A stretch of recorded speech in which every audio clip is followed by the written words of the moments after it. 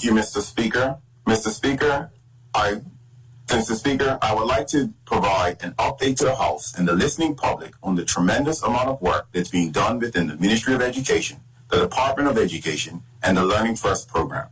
It was on March 4th that I last rose to provide an update on the ongoing work within those groups.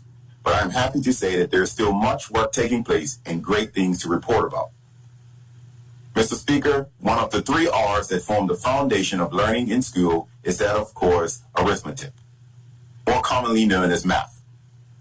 While the methods have changed over time, their importance has not. As important as this core subject is, what we found was that our students were not performing at levels that were comparable to their peers around the world. Mr. Speaker, a solution was needed, and a solution was found. In early 2018, the Department of Education was approached by some of our math teachers about a program offered through Primal Academic Innovations, or PAI. That program was piloted at one of our primary schools. The success of this year-long pilot was noted, and in 2020, the Department of Education contracted Primal Academic Innovations to deliver a phased math intervention program in the public school system. Primal Academic Innovations Limited has a strong track record of transforming schools who have been underperforming in math into becoming centers of mathematic excellence. Mr. Speaker, PAI was tasked to improve the quality of teaching mathematics through training, resources, support, and leadership development.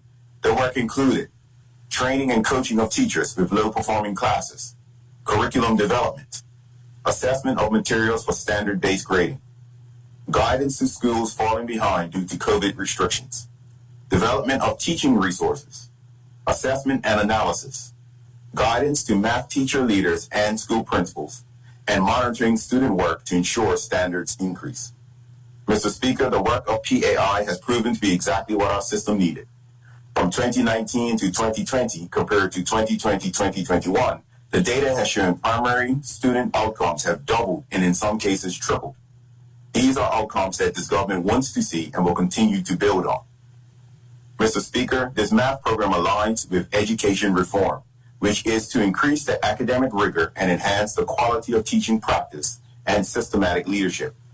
PAI will continue its great work as the program expands into our middle schools and senior schools. Over the next 15 months, this will include monitoring, training, and writing analysis for supporting the effective delivery of the Math Mastery Program, assessment analysis and curriculum modification for identifying and closing gaps in students' learning due to COVID and other disruptions, a Math Mastery Summer School to equip primary 3 to middle 3 teachers with tools to close the achievement gap in math resulting from COVID, conducting a IGCSE math assessment gap analysis for all S2 students at the senior school level, development training for transitioning middle school teacher delivery to signature senior school curriculum, and delivering a cadre of strong mathematics teachers as experts in the subject knowledge and pedagogy of math associated with world-class teaching. Mr. Speaker, as we have discussed several times in this honorable House, our signature senior schools will include signature learning programs based on sectors of the economy and society. These signature learning programs will help each and every student to follow their passions, build on their talents, and achieve their career and further education aspirations. Mr. Speaker, in September 2022, incoming S1 students entering the Berkeley Institute and Cedar Ridge Academy will be educated in a way that has never been done before. I am pleased to share that the incoming S1 students will, in addition to their core curriculum, have access to signature curriculum which is relevant to our children for Bermuda and globally, a model of teaching and learning which incorporates authentic, real-world learning experiences and meaningful projects, attentive to the differing needs of each and every child, assessment which demonstrates that what children have done and can do, as well as what they have learned, graduation requirements that ensure children who leave with the Bermuda Signature School Diploma will have the necessary experience, skills, knowledge, values, and relationships to take up jobs or apprenticeships in their chosen profession or trade and contribute to the requirements for entry into colleges and universities. System policies, procedures, and framework that will support and sustain 21st century learning. Mr. Speaker, this has been achieved by collaboratively co-designing our future schools and a school system with teachers, students, parents, and business and community leaders, informed by research on best practices worldwide and supported by our change partner, Innovation Unit. I cannot thank those involved enough for their tireless work. Mr. Speaker, learning like I just described will require an education system with a different mindset. For those new learning models, teaching and schooling to be sustained, they will need to be nurtured and enabled by reorienting systems, policies, and procedures. In addition to working on what happens inside the school, the work streams involving principals, teachers, Department of Education officers, and partner individuals and organizations have been advancing the necessary changes to our system conditions. I now wish to highlight the work that has been advanced in just one of those those work stream teams, the work stream focused on learning partnerships. Mr. Speaker, just as our community will be successful when education is successful, our system will also be successful with the community's involvement. The Signature Learning Partnership Workstream has been working diligently to foster relationships between the Department of Education and each respective business to bring real-world experiences that students will require. There's much to be gained from these partnerships, not only for students but for teachers as well. The partnership team has described several opportunities for teachers to connect with partners through various opportunities like externships. Mr. Speaker, signature externships are professional learning opportunities for teachers to connect the classroom to workplace through explicit time spent in industry and sector environments and alongside professionals. This kind of engagement enhances not only teachers' professional development, but their ability to teach students as they can bring real-world understandings that will motivate and excite students. This, Mr. Speaker, is the kind of reimagining of education that will improve our system. Mr. Speaker, as the largest and most varied employer in Bermuda, I am pleased that the government of Bermuda has truly embraced the idea of being a signature learning partner. There is no government ministry that our signatures will not touch. There is no department that does not have something to offer our students. And I am pleased to say that they are all motivated to provide learning opportunities for our students. Mr. Speaker, I am excited about what these partnerships will mean for our students and the government. I wish the same level of excitement for businesses in the community. There is still time to get involved and be a partner. Whether you're a mom and pop small business or a large business with tens of thousands of employees, you can support and provide opportunities for students and or teachers. I encourage everyone to reach out to www.learningfirstbda.com to figure out how.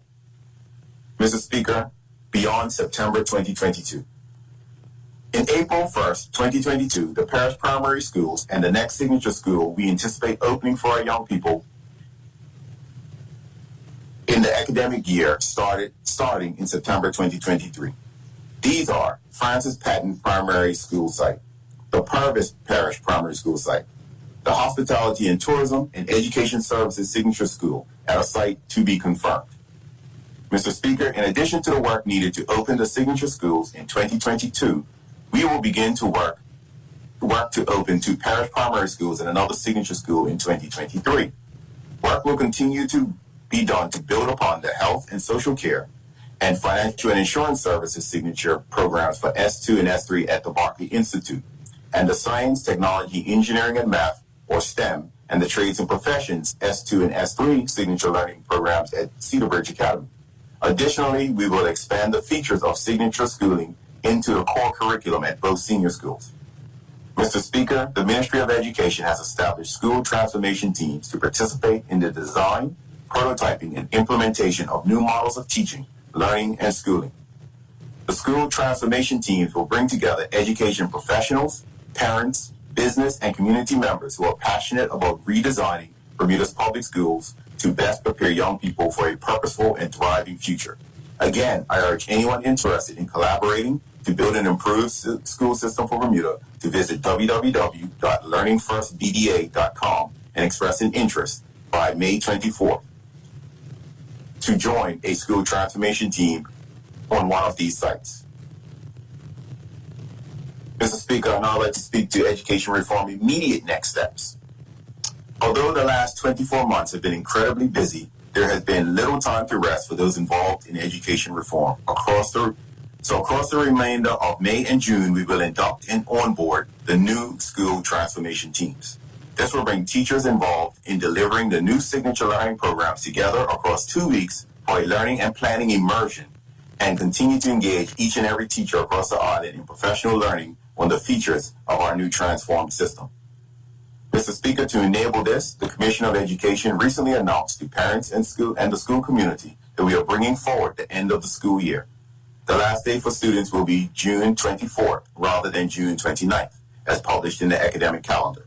This was not an easy decision to make and required the department's senior leadership team and the Ministry of Education to weigh up the advantages and disadvantages in terms of children's learning, the inconvenience to parents and families, and the longer-term vision that we have for learning. Mr. Speaker, the continued transformation of our school system is a complex and challenging undertaking that requires the engagement of each and every educator across our school system. These extra 2.5 days at the end of the term will allow our schools to work with undivided attention, ensuring that we are even more prepared for the next design and implementation phases. Mr. Speaker, we understand that this is an unexpected closure and have connected with our colleagues at the Department of Youth and Sport, who will commence their summer camps a week early and start on Monday, June 27th. Registration for camps will be online starting on May 25th. Please note that spaces at the camps, while limited, are limited, and more information of the camps can be found inside the newsletter that was sent out by the Commissioner of Education to every family yesterday and on the Department of Youth and Sport and Recreation's website. Mr. Speaker, transforming education is no easy feat. It has required and will continue to require sacrifices from each and every one of us. I wish to thank our parents and families and teachers and leaders across the system and members of the community for their continued support and effort to improve the quality of education for our students. Thank you, Mr. Speaker.